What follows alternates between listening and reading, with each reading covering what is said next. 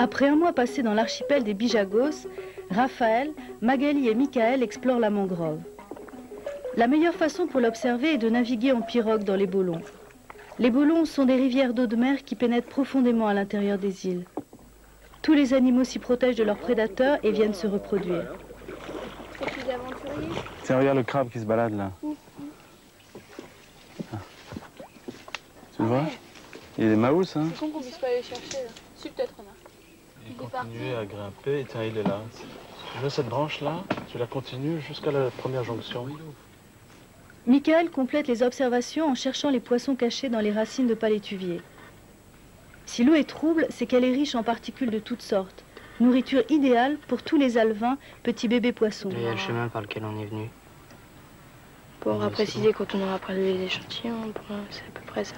Bon, ben, Pendant l'expédition, les matières scolaires sont abordées de façon plus plaisante. Une grande partie du temps est consacrée aux observations sur le terrain. un peu en bouton. Bon, c'est ouverte? Bon, c'est pas mal. On en trouvera d'autres sinon. Okay.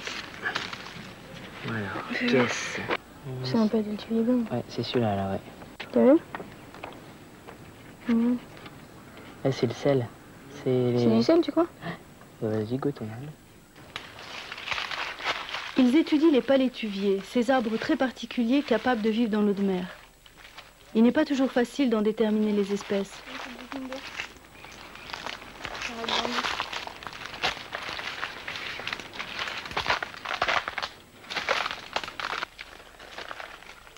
De son côté, Yann accompagne les enfants bijogos dans leurs occupations quotidiennes.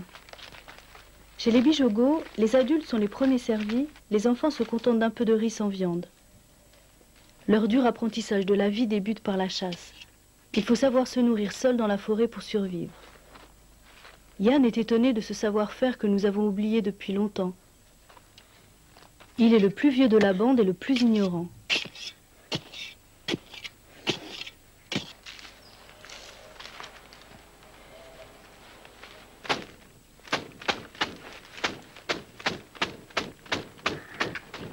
Alors là, au début, il a d'abord cherché un trou. Alors pour savoir s'il y avait un rat, il a mis sa main et il a senti la terre, si elle était humide ou pas. Et après, il a donc creusé pour faire un trou assez gros.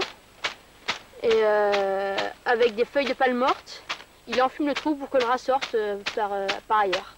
Il attrapera après. Gros bordel. Les rats se nourrissent de végétaux. Ils ont le même goût que le lapin.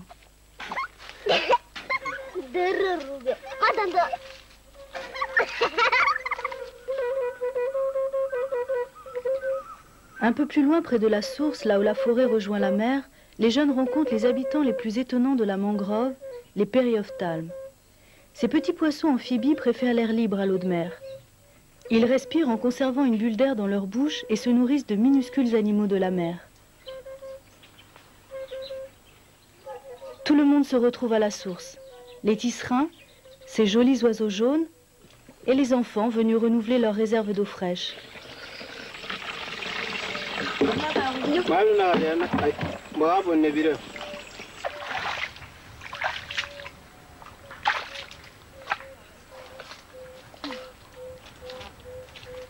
La mangrove est aussi un réservoir de nourriture pour les habitants des îles.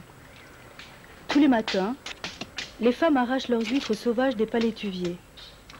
Elles sont, avec les coquillages ramassés dans la vase, la base de l'alimentation bijogo et leur ration journalière de protéines.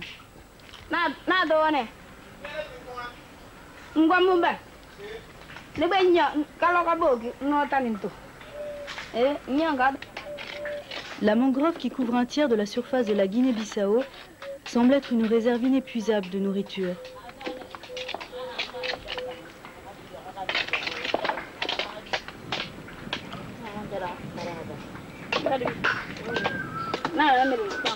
Les racines de palétuvier servent aussi de charpente pour les maisons et pour la confection des pièges à poissons situés un peu plus loin sur la plage.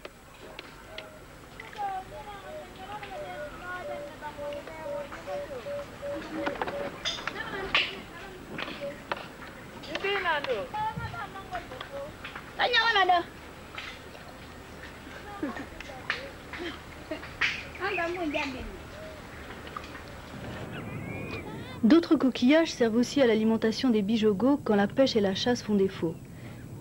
Kate et Nathalie sont allées prélever les combés qui ressemblent aux coques. On en trouve des restes un peu partout. Elles ont servi de nourriture à tous les peuples d'ici depuis la préhistoire.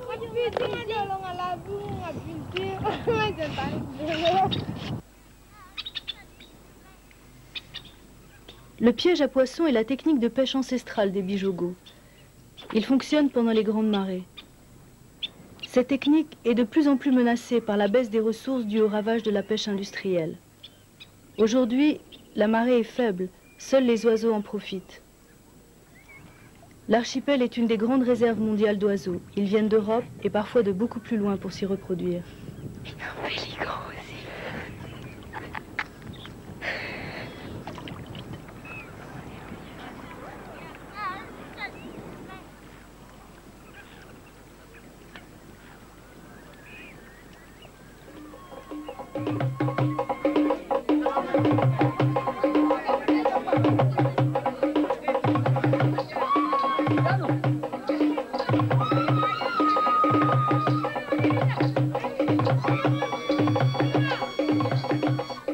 Pendant leur séjour, les jeunes ont du mal à dormir. Ils sont souvent réveillés par des animaux, par des fêtes mystérieuses. Entre rêve et réalité, le monde bijogo est bien loin de leur univers d'origine. Au cours de leur voyage dans le temps, les jeunes retrouvent dans une nature que les bijogos ont su préserver l'époque où leurs ancêtres se nourrissaient de cueillettes et de pêche. Mais pour combien de temps encore ?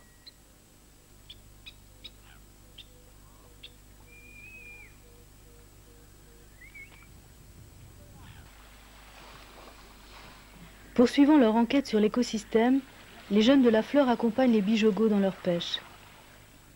Ils ont troqué leur technique traditionnelle contre pirogues et filets rachetés aux Sénégalais. Malgré cela, la pêche n'est pas plus abondante.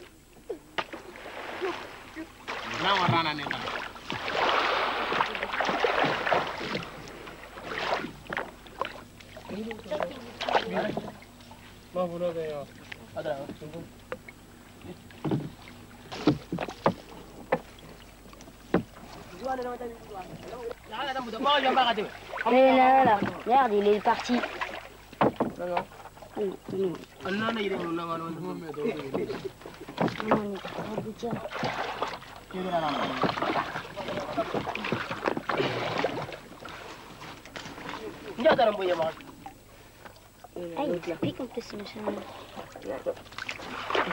Bupati pis o gente compra. Não, a gente come. Bupati. Parte sangue se come. Tudo lá na tamanho. Tudo tá bom. Se outro viaja, o pesca buleva bubaque, bubim dinheiro, põe na bolsa. Tempo de campanha de lavrador, fazem pampam, fazem campada grande. Faz põe arroz de come. Labrador é bom. Faz, bom.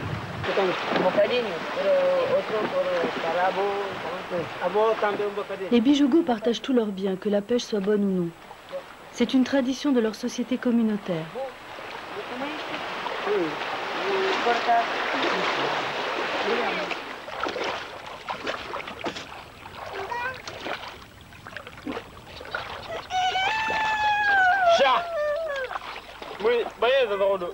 Quand la pêche est fructueuse, ils vont dans la capitale de l'archipel où le poisson est vendu avec les poules, les cochons et l'huile de palme.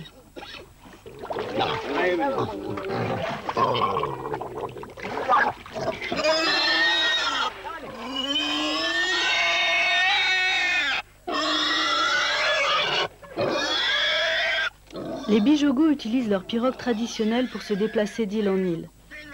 Autrefois, ces pirogues leur servaient à faire la guerre et des razzias sur le continent. Ces guerriers étaient craints de tous, même des colonisateurs portugais.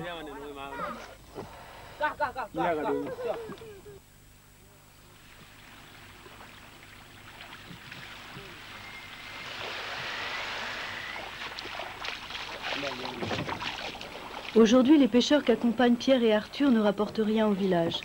Leur maigre pêche sera consommée sur place. Les bijogos ont décimé leurs forêts pour planter des palmiers et du riz dont ils sont devenus de gros consommateurs. La seule menace qui pèse sur leur communauté, C'est leur forte natalité sur un espace limité. Un peu plus loin, une autre ethnie a su utiliser les richesses de leurs eaux.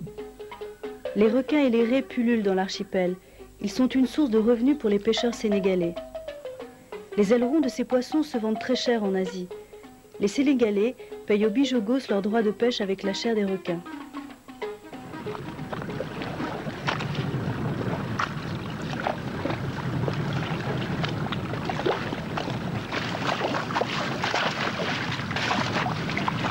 Depuis 86, je fréquente le coin. J'ai surtout besoin du requin. Parce que je gagne quand même là-dedans. Les ailerons, ça coûte cher. 1 kilo d'aileron, ça me fait 12 000 CFA. Parfois, on est obligé de donner aux villageois parce qu'ils en ont besoin aussi. Je me méfie des raies parce que je me suis déjà fait piquer sur la plage. Donc bon, quand ils en remontent une rapace-tenague, je me méfie quoi.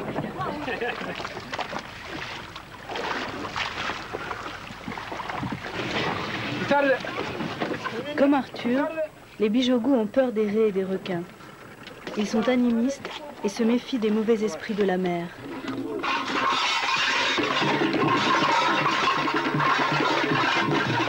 Les bijogos, je dirais que ça n'est plus un peuple de l'eau. Parce que autrefois c'était un peuple guerrier et ils faisaient des razzias d'île en île. Pour eux, c'était le seul moyen de communiquer avec l'extérieur, d'agrandir leur territoire, d'agrandir leur culture. Mais aujourd'hui, disons que depuis ce siècle à peu près, petit à petit ça a disparu, quoi. Et maintenant, c'est plus du tout un peuple guerrier, c'est un peuple très pacifique. Et puis, c'est surtout un peuple de la forêt, je dirais. Leur monde, c'est la forêt, c'est les palmiers, c'est les arbres, c'est leur terre, quoi.